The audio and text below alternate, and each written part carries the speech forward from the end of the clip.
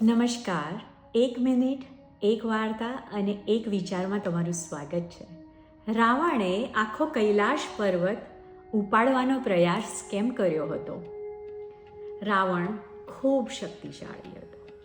તેની પાસે ખૂબ બળ હતું અને એ બળનું તેને ગર્વ હતો.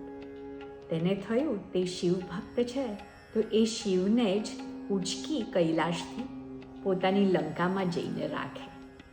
તેથી તેણે કૈલાશ પર્વત એના હાથે જ ઉપાડવાનો પ્રયત્ન કર્યો.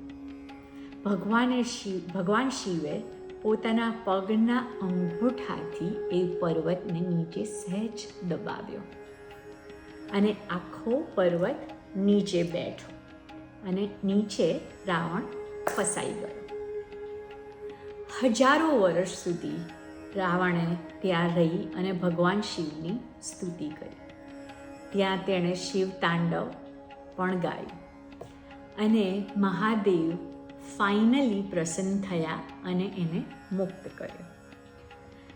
આમાં આપણે શું શીખ્યા?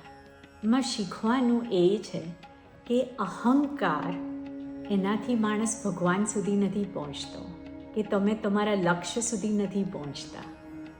તમે પહોંચો છો તો તમારા પસ્તાવો, તમારી શ્રદ્ધા અને તમારી ભક્તિથી તમે ચોક્કસ પહોંચી શકો છો. ચલો ત્યારે કાલે ફરી મળીએ. 1 મિનિટ, એક વાર્તા અને એક વિચારમાં.